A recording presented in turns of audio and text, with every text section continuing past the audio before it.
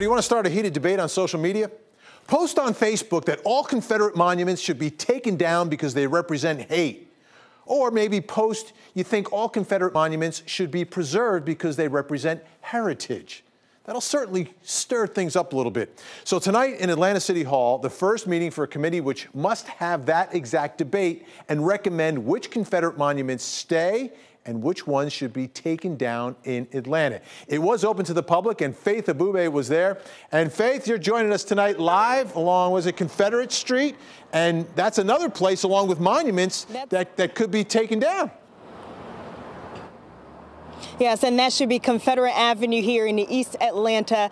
And within the next month and a half or so, we should be able to find out whether the street name stays, changes, or is paired with another one that tells a more inclusive story. It's just one of the many Confederacy-related street names and monuments the newly sworn-in advisory committee will be reviewing here in Atlanta. The committee here is made up of 11 members from various backgrounds. 7 of them were at the meeting tonight. You can see them there in that video. They are diverse in race and gender and backgrounds, Vinny.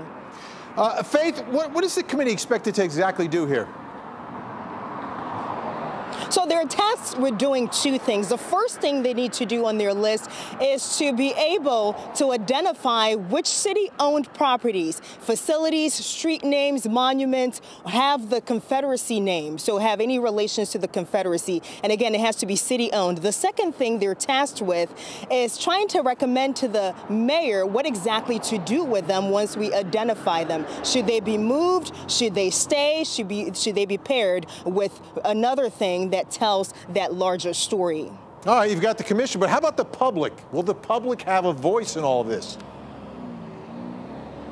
So tonight, the public wasn't allowed to speak. This was just a logistical meeting tonight, but there are about 3 more meetings. 2 of them, the public is encouraged to come out and speak about this. In fact, we talked to one of the people who came to today's meeting, and he told us that he's hopeful about this process.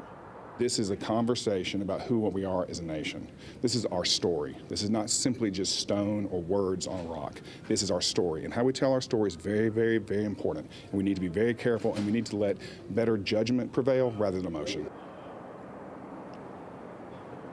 And again, the mayor expects a full recommendation, a full report written and on his desk by November 20th. They expect to bring in special guests, talk to other cities across the country that are dealing with this or have already dealt with this. And so this is going to be a long process, but we should know something within the next month and a half, Vinny. All right. Thanks so much, Faith.